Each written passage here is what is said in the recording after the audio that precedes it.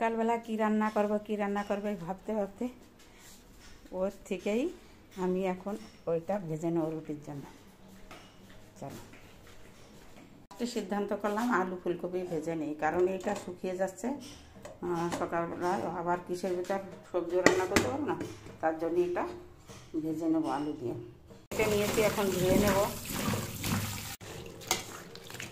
একসঙ্গে মিশিয়ে রান্না করব। সিদ্ধ করে নেব একসঙ্গে। কড়াই বসিয়েছি,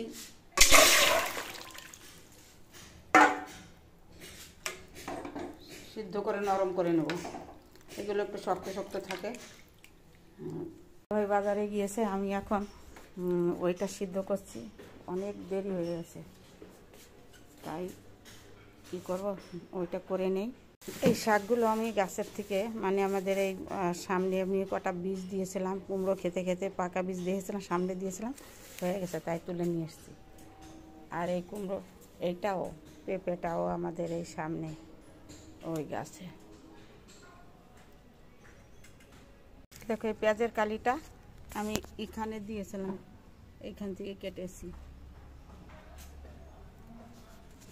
পেঁয়াজটা খেতে খেতে দেখি হয়ে গেছে, তারপরে লাগিয়েছি এখানে। হয়েছে ওই যে আরেকটা,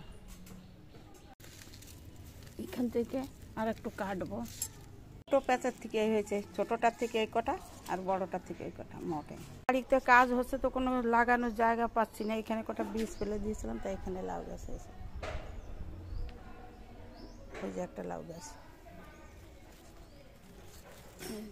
আর সব কুমড়ো গাছ। ঢেকে সেদ্ধ করে নিয়েছি।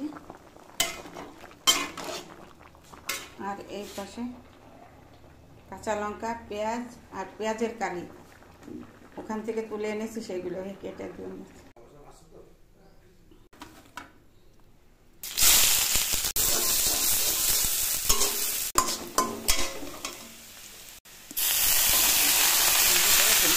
দিয়ে দিলাম,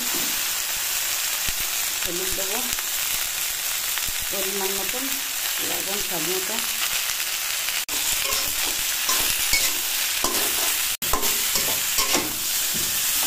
এখন অর্ধেক ভাজা হয়ে গেছে, এখন এইগুলো লাস্ট মুহূর্তে দিয়ে দিচ্ছি। কাঁচা লঙ্কা,